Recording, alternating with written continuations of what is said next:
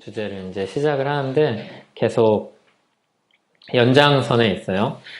하나님 말씀을 보는, 읽는 이제 세 가지 카테고리를 얘기를 했었어요.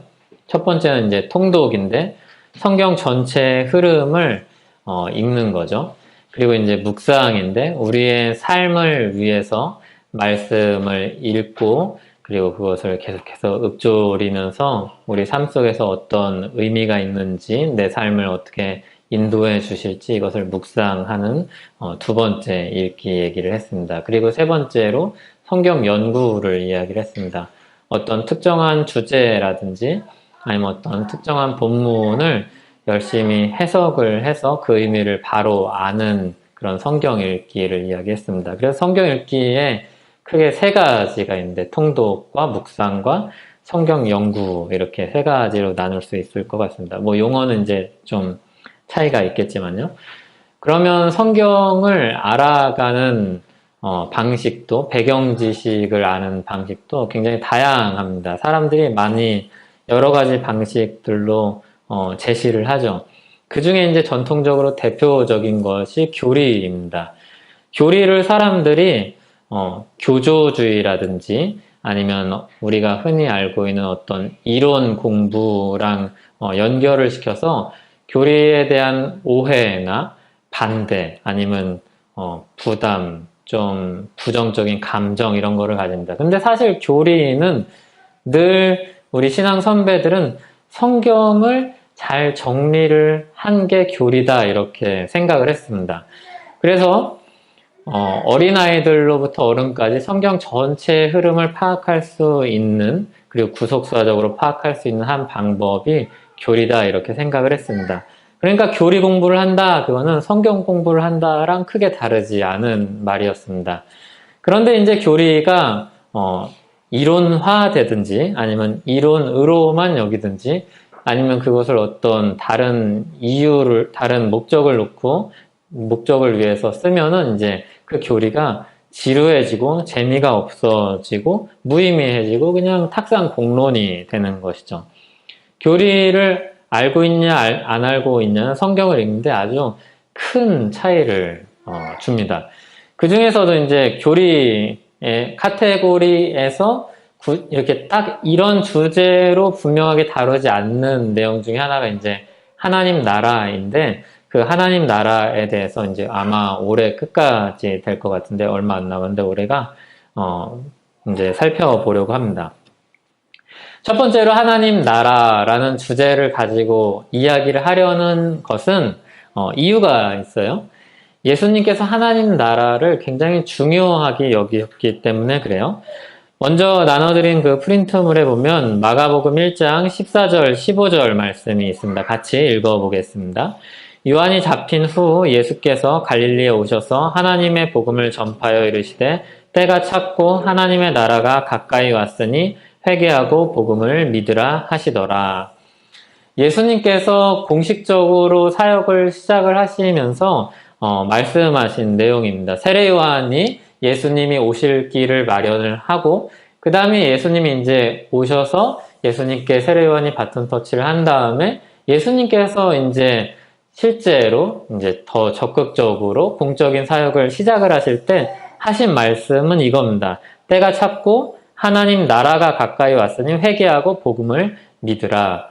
보통 현대인들의 기억 속에 남아있는 건 아마 회개하고 복음을 믿으라 이것일 것입니다. 왜냐하면 자신의 구원에 많이 초점을 두고 있기 때문에 그렇습니다. 사실 근데 예수님께서 하신 말씀은 하나님 나라에 굉장히 많은 관심을 가지고 있습니다. 그리고 예수님께서 처음 시작하실 때도 그랬는데 이 땅에서 살면서 가르치시고 행하신 일들을 이제 마치고 하늘로 올라가시는데 올라가시기 직전에 40일 동안 하신 것도 하나님 나라의 일을 가르치신 것입니다. 그러니까 예수님은 하나님 나라로 시작을 해서 하나님 나라로 끝난 분이죠. 이 땅 가운데에서 사역이. 그리고 예수님은 자신이 오신 이유도 하나님 나라 때문이라고 생각을 했습니다. 그게 누가복음 4장 43절인데 같이 읽어보겠습니다.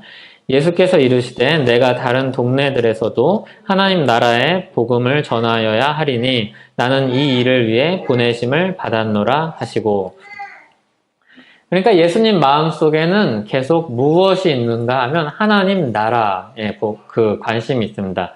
그리고 이 하나님 나라를 전하는 것이 복음, 기쁜 소식이다, 이런 생각을 가지고 있습니다. 하나님 나라랑 복음은 뗄 수가 없는 겁니다. 사실은 분리시키면 굉장히 복음이 빈약해지는 겁니다. 복음이 이제 제일 빈약해지면 이렇게 되는 거죠. 예수님 믿고 구원받아 천국 간다. 이게 이제 가장 간단한 복음의 설명이라고 할 수도 있지만 아주 빈약한 복음이라고 이야기할 수도 있습니다. 그러니까 예수님의 핵심 사역 안에는 하나님의 나라가 있습니다.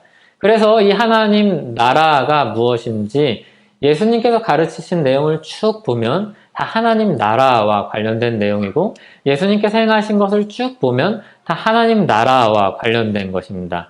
그러니까 이제 오늘부터 한 8차례에 걸쳐서 예수님께서 하나님 나라를 어떻게 가르치셨는지, 하나님 나라가 어떤 나라인지, 하나님 나라를 어떻게 보여주셨는지, 이런 것들을 이야기를 할 겁니다. 근데 하나님 나라라고 되어 있으니까 하나님의 초점이 굉장히 맞춰져 있죠. 하나님이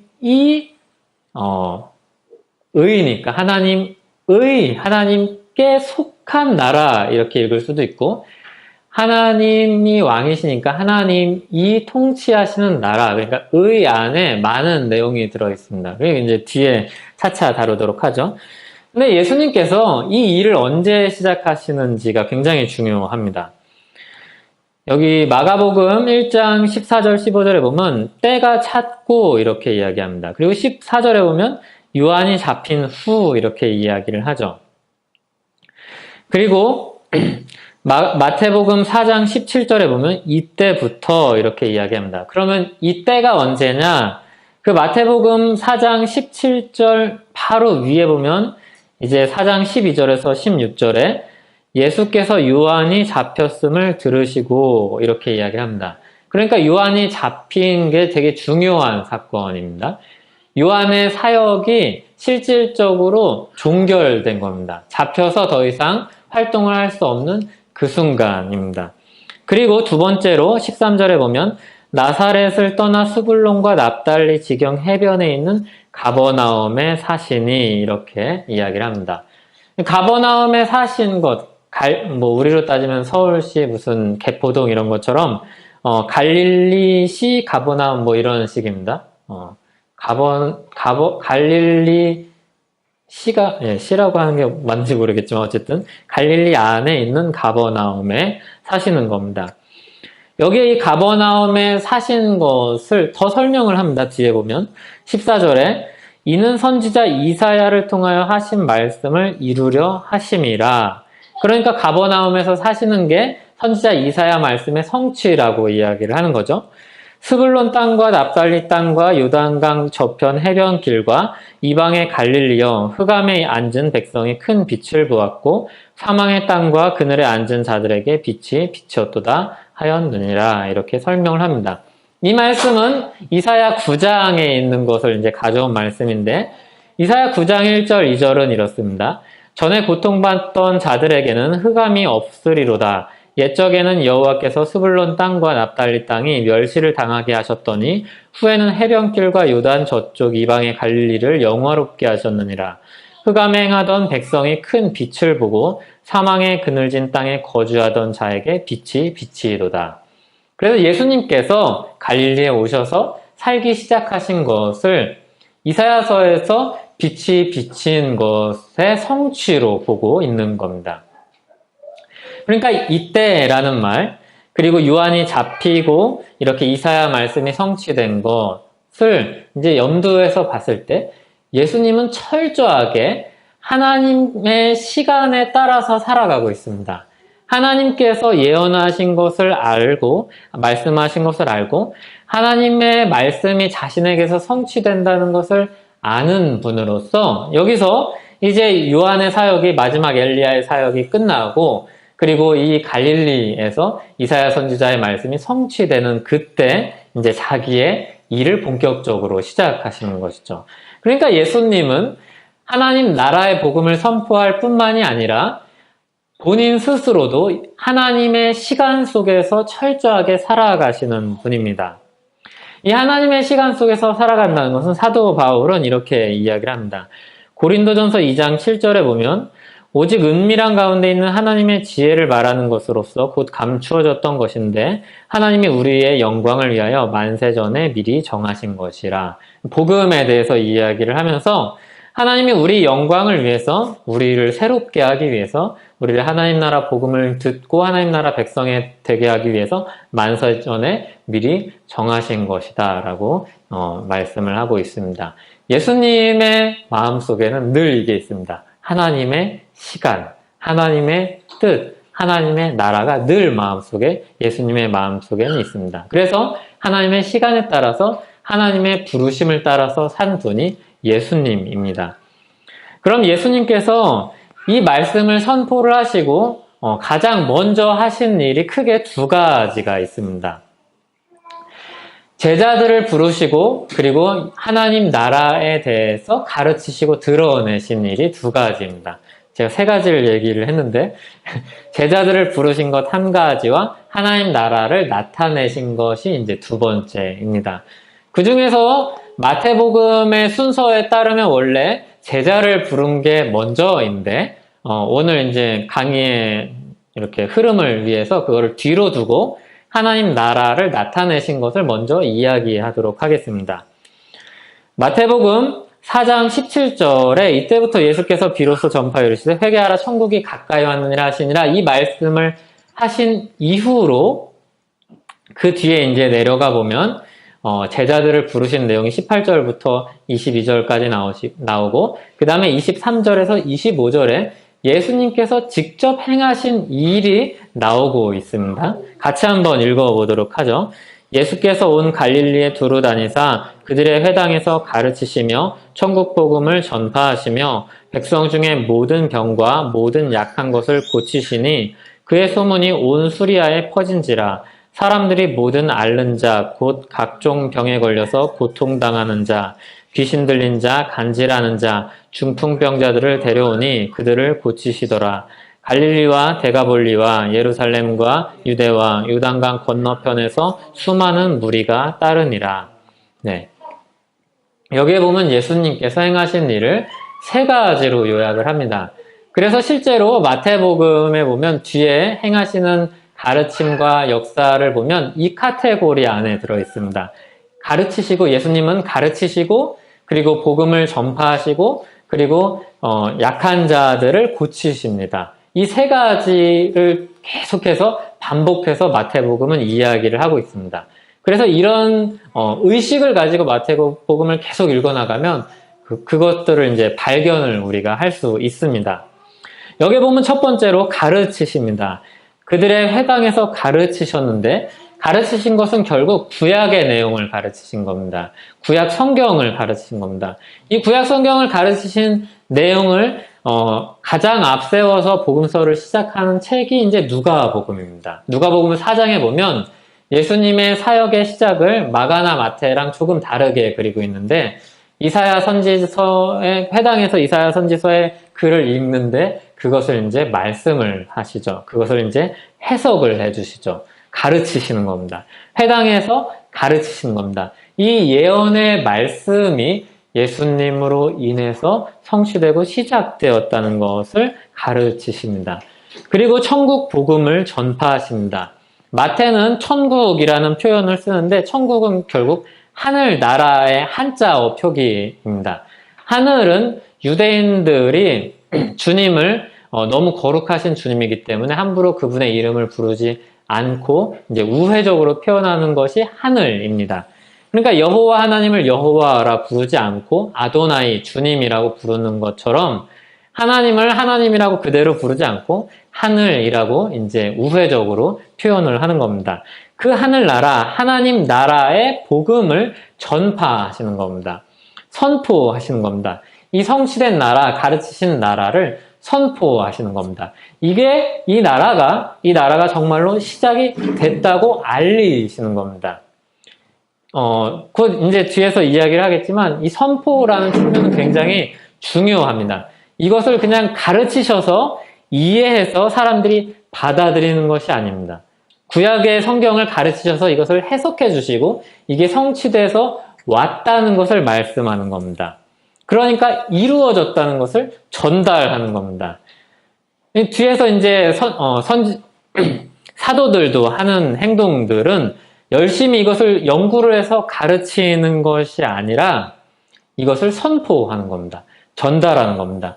마치 이전에 선지자들이 하나님이 주신 말씀을 그대로 받아서 전했던 것처럼 전달하는 겁니다. 그 전달에서 말씀의 주체도 하나님이고 이 일을 이루는 것도 하나님입니다. 이것을 천국 복음을 예수님은 전파하십니다. 전달하십니다. 그리고 세 번째로 고치십니다. 앞에는 이 천국이 왔다 하는 것을 알려주시는 겁니다. 근데 앞에 두 가지는 근데 이 세 번째는 이 천국을 경험시켜주는 겁니다. 고치시는 겁니다. 천국에 있으면 하나님 나라 안에 있으면 이런 일들, 이런 나라다라는 것을 보여주는 겁니다. 그래서 예수님께서 가는 곳마다 천국이 실제로 그 사람들에게 보여지고 경험되는 겁니다. 백성 중에 모든 병과 모든 약한 것을 고치는 겁니다. 모든 병들, 모든 약한 것을 고치시는 겁니다. 그래서 이 나라가 완성되었을 때의 모습이 똑같습니다. 요한계시록 21장 3절에 보면 거기에 보면 사망이 없고 애통이 없고 곡하는 것이 없고 아픈 것이 없습니다. 그러니까 예수님이 가는 곳마다 이것이 없어졌죠. 사망이 없어지고 애통하는 것이 없어지고 곡하는 것이 없어지고 아픈 것이 없어졌습니다. 예수님은 하나님 나라를 사람들에게 실현시켜 주신 분이었습니다. 그래서 그냥 사람들이 이 고친다에 너무 방점을 두고 어떻게 하면 고칠까? 어떻게 하면 나을 수 있을까? 이 생각을 하지만 예수님께서 마태복음의 맥락에서 보면 가르치고 전파하는 것과 늘 고치는 것은 같이 갑니다. 고치기만 하지 않고 이 고치는 것과 가르치는 것과 전파하는 것이 같이 갑니다. 그러니까 이 고치는 이 일을 통해서 하나님 나라를 드러내시는 겁니다. 가르치시고 그리고 보여주시는 겁니다. 알려주시고 그리고 경험시켜 주시는 것입니다. 그리고 그 소문이 퍼지니까 병에 걸려서 고통당하는 자, 귀신 들린 자, 간질, 그리고 중풍병자들 이런 사람들이 수많은 무리가 와서 따르게 되는 것입니다. 하나님 나라를 예수님은 나타내신 분이었습니다. 그리고 여기 하나님 나라를 나타냈다는 증거 중에 또 한 가지는 이야기할 수 있는 것은 고치는데 병만 고치는 것이 아니라 귀신이 떠나갑니다. 하나님 나라 안에 귀신이 있을 수 없는 거죠. 그래서 귀신이 떠나갑니다. 그러니까 예수님은 의사가 아닙니다. 예수님은 의사가 아니라 하나님이시고 하나님 나라를 보여주시는 분입니다. 예수님이 가장 먼저 하신 일이 무엇인가? 하나님 나라 복음을 선포하시고 그것을 나타내십니다. 가르쳐 주시고 그리고 경험하게 해주십니다. 게알더스 보스를 이제 홍창표 교수님이 이렇게 요약을 했는데 하나님 나라에 대해서 정의를 이렇게 요약을 하는데 하나님 나라라는 용어는 왕권 혹은 왕의 지배권 똑같은 말이죠. 왕권과 왕국을 의미한다. 두 가지를 이야기를 하는 거예요. 왕권과 왕국. 하나님 나라가 왕권, 곧 왕의 지배권 혹은 하나님의 주권을 의미하고 구체적인 개념으로는 왕국을 의미하며 공간적이며 실제적인 국가를 나타낸다. 이렇게 이야기를 하는 이유가 있어요. 하나님 나라를 한 면만 부각시켜서 하나님의 통치다 이렇게 이야기를 하기도 합니다. 하나님의 통치다라는 말은 맞지만 완전한 설명은 아닙니다. 왜냐하면 하나님 나라라는 실체가 없기 때문입니다. 하나님께서 다스리시는 행위라든지 하나님이 다스리실 수 있는 주권과 능력이 있지만 그게 이루어지는 실체가 없으면 이것은 공허한 이야기입니다. 그러니까 왕권이 있는 거죠. 하나님의 통치가 있는 겁니다. 그리고 공간적이면 실제적인 국가가 있습니다. 그 나라의 실체가 있습니다. 그 나라의 실체 안에는 무엇이 있는가 하면 주님의 백성들이 있고 주님의 땅이 있고 그리고 주님의 그런 나라 통치가 실현되는 그런 현실이 있는 겁니다. 그러니까 주님 나라는 그냥 추상적인 나라가 아니라 실체가 있는 나라입니다. 그 실체가 있는 나라가 예수님과 함께 온 겁니다. 성경은 왔다 이렇게 설명을 하죠. 왔다. 하나님 나라가 오고 있다라고 이야기도 하지만 왔다 이렇게 이야기를 합니다. 하나님 나라가 이미 임했다 이렇게 이야기를 합니다. 하나님의 통치가 이미 시작됐다. 하나님의 통치가 실현되고 있다. 실현되고 있는 사람들이 있고 실현되고 있는 나라가 있다. 이것을 예수님은 보여주십니다. 이게 예수님께서 전한 하나님 나라 복음의 아주 간단한 설명입니다. 그리고 이제 뒷장을 넘기시면 제자들을 부르십니다. 이게 아까 먼저 있었던 일이라고 했는데 베드로와 안드레를 부르시죠. 그리고 세베대의 아들 야고보와 요한을 부르십니다. 네 사람을 부르시는 것을 이제 대표적으로 이야기를 합니다. 여기 보면 이제 뭐 나를 따라오라 그런데 다른 그 공관복음서에 보면 마가복음이나 누가복음이나 요한복음이나 이렇게 보면 부르시는 과정이 좀 더 자세히 나오는 부분이 있습니다. 그래서 뭐 베드로 와라 네 가겠습니다 이렇게 하고 간 게 아니라 베드로는 사실 이제 안드레랑 같이 왔고 그리고 안드레는 예수님 원래 세례 요한을 이렇게 쫓아다니다가 세례 요한의 말을 듣고 예수님을 보고 왔고 이런 정황들이 있습니다. 어쨌든 간단하게 말하면 따라오라면 네 하고 따라온 것이죠. 예수님은 제자들을 부르십니다. 이 부르신 제자들을 부르신 내용은 두 가지로 설명을 할 수 있습니다. 첫 번째로는 이 제자들을 예수님은 하나님 나라 백성으로 부르십니다. 그래서 하나님 나라 백성으로 부르셔서 앞서 보여주셨던 그 하나님 나라의 가르침과 내용이 이 제자들에게 실현되게 하십니다. 그 하나님 나라의 복을 지금 예수님 안에서 누리게 하십니다. 이게 첫 번째로 제자들을 부르신 겁니다. 그러니까 예수님께서 하나님 나라를 가르치시고 보여주실 때 가장 먼저 하신 행동은 하나님의 백성을 부르신 겁니다. 하나님의 백성을 부르시고 하나님 나라에 대해서 설명해 주시고 이 나라가 어떤 나라인지 보여주신 겁니다. 그러니까 실체가 있고 그리고 그것의 내용이 이제 다 있는 거죠.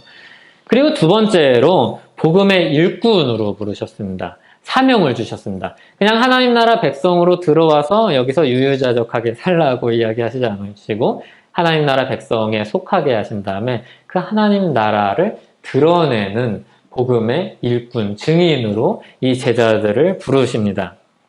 사도행전 1장 21절에서 22절에 보면 사도가 이제 가룟 유다 때문에 사도가 이제 결혼이 생겨서 이 12명의 사도의 숫자를 채우려고 합니다. 그때 기준이 있는데 요한의 세례로부터 이렇게 함께한 사람입니다. 예수께서 우리 가운데 출입하실 때 항상 우리와 함께 다니던 사람 중에 하나를 세우는 겁니다. 그러니까 지금 사도는 다 자격 미달입니다. 그 당시 사람이 아니면 지금 사도의 자격을 가지고 있는 사람은 아무도 없습니다. 그러니까 내가 사도라고 주장한 사람은 이단이시군요 이렇게 생각하시면 됩니다. 여기에서 예수님과 요한의 세례로부터 예수님과 함께 이렇게 계속해서 했던 사람이 다 죽었기 때문입니다. 이 사람 중에서 이 자격 요건을 가진 사람 중에서 세워서 무슨 일을 하시려고 하시냐 하면 예수께서 부활하심을 증언할 사람이 되게 하십니다. 그러니까 이 사도의 자격, 예수님의 12제자로 부르심을 받은 사람들이 하고 있는 역할, 자기인식, 내가 예수님의 제자라면 이걸 해야지 라고 생각하고 있는 그 생각은 뭐냐면 예수님의 증인, 복음의 증인입니다. 하나님 나라 복음의 증인입니다. 그래서 이 사람들이 모여서 교회가 세워질 때 하나님의 큰 일을 말함을 사람들이 각 나라 방언으로 듣게 됩니다. 각 나라, 여기서 하나님의 큰 일이라는 건 하나님 나라의 복음을 이야기하죠. 그래서 이 복음 위에 교회가 세워져서 에베소 2장 20절에 보면 너희는 사도들과 선지자들의 터 위에 세우심을 입은 자라 이렇게 설명을 합니다. 교회를 설명하는 표현 중에 하나가 바로 이겁니다. 선지자들, 구약의 있는 이제 예언들의 말씀, 구약의 말씀과 신약의 말씀, 사도들의 이 가르침 그 위에 이것은 당연히 이 원래 오리지널 소스는 예수님이겠죠. 예수님의 가르침을 받은 사도들과 그리고 하나님의 말씀을 받은 선지자들의 그 터 위에 교회가 서 있는 겁니다. 그러니까 교회가 교회됨을 회복해야 된다 하면은 늘 어디로 가야 되는가 하면 예수님의 하나님 나라 복음, 사도들의 가르침, 선지자들의 이 가르침, 구약과 신약 성경에 나온 이 가르침을 주목해야 됩니다. 오늘날 현대에 교회가 이것이 부족하다, 이게 필요하다, 이게 복음에 유용하다, 이게 현대인들한테 맞는다, 그래서 교회를 이렇게 개혁해야 된다, 이거는 다 부수적인 겁니다. 있어도 되고 없어도 되는 겁니다. 하지만 여기 있는 건 있어야 되는 겁니다. 제자들을 예수님께서 부르셔서 하나님 나라 백성으로 삼으시고 그리고 하나님 나라 복음을 전할 사명을 맡겨주십니다. 복음의 일꾼으로 맡기십니다. 그래서 이거를 표현하는 말 중에 하나가 천국의 제자된 서기관입니다. 그게 마태복음 13장 51절 52절인데 같이 읽어보겠습니다. 이 모든 것을 깨달았느냐 하시니 대답하되 그러하오이다.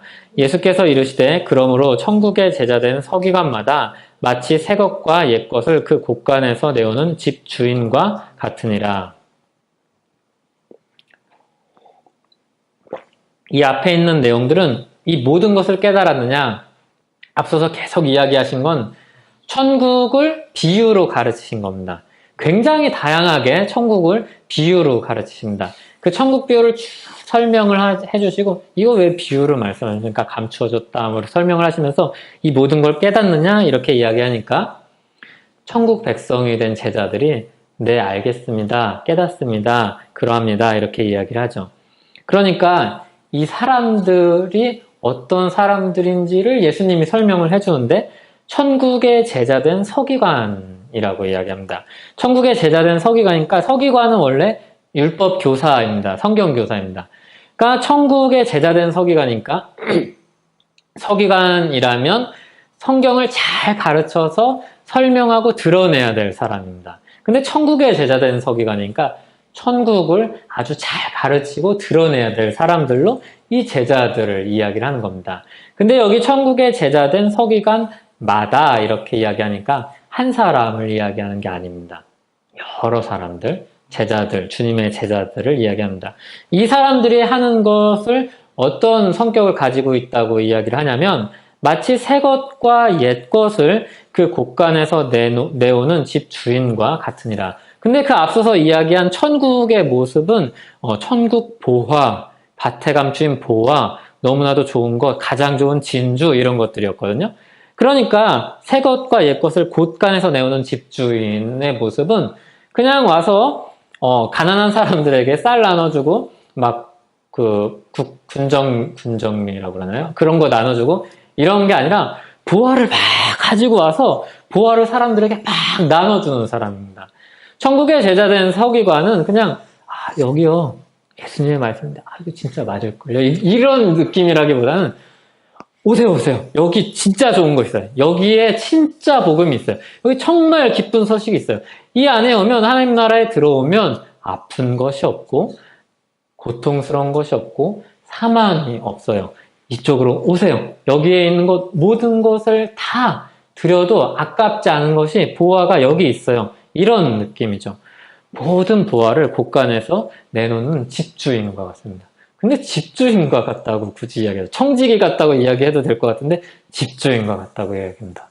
굉장히 놀라운 표현이죠. 하나님의 일을 우리에게 하나님처럼 맡기죠. 집주인처럼 풍성하게 나눠주는 천국의 제자된 서기관이라고 이야기를 합니다. 로이드 존스 목사님은 천국 복음을 이제 설교를 하면서 왕의 선포를 전하는 포고자다 이렇게 이야기를 합니다. 그래서 자기가 맡고 있는 이 직분이 이 시간이 너무나도 영광스러운 책임이다라고 이야기를 합니다. 제자들을 부르셔서 하나님 나라 복음을 맡기십니다. 그리고 그것을 선포할 사람들로, 서기관들로, 천국의 서기관들로 부르십니다. 그런데 이 직책은 진중하기 때문에 무겁게 느껴질 수 있지만 이 직책은 굉장히 영광스러운 직책이고 아주 이거는 실체가 있기 때문에 사기꾼이 아니라 가장 좋은 것을 소개하는 우리로 따지면 영업을 하는 사람들입니다. 말하자면 가장 좋은 것을 사람들에게 보여주고 나타내는 사람들입니다. 이것을 예수님께서 구약을 가르치시고 그리고 이것을 성취된 말씀을 선포하시고 그리고 고치셔서 그것을 세상에 드러냈던 것처럼 제자들에게 이 똑같은 일을 승계하시는 겁니다. 그 승계받은 사명을 사도들이 받았고 그리고 교회가 이어받고 우리가 이어받고 있는 것입니다. 그래서 하나님 나라에 대해서 이제 마무리를 하면서 첫 시간을 마무리하면서 첫 번째 예수님께서 오셔서 하나님 나라를 가르치고 드러내셨다는 것을 우리가 기억해야 합니다. 그리고 두 번째로 우리가 천국 백성으로 부르심을 받았다는 것을 인식해야 됩니다. 그 안에 영혼의 쉼이 있습니다. 영혼의 안식이 있습니다. 제자들은 그것을 경험했고 그리고 십자가에서 예수님이 행하신 일을 보고 가르치신 것을 성령께서 깨닫게 해주셨을 때 그것에 아주 신실한 충성스러운 목숨을 건 증인이 됐습니다. 그러니까 안식을 느꼈고 그리고 세 번째로 하나님 천국 백성으로서 아는 것 그리고 세 번째로 하나님 나라의 일을 사명으로 받아서 그것을 행하면서 살았습니다. 행하는 모습은 가지각색이었죠. 자기가 가지고 있는 모습대로였죠.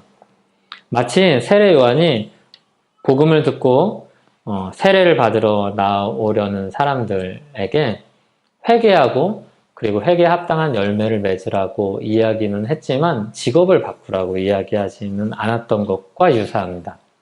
자기가 가지고 있는 삶 안에서 그것이 이제 특별히 죄 가운데 있는 삶이 아니라면 그 안에서 군인이라면 군인으로서 그리고 교사라면 교사로서 그리고 의사라면 의사로서 자기가 가지고 있는 그 자리에서 이 천국 복음을 가지고 이 천국 복음을 어떻게 드러낼 수 있을까?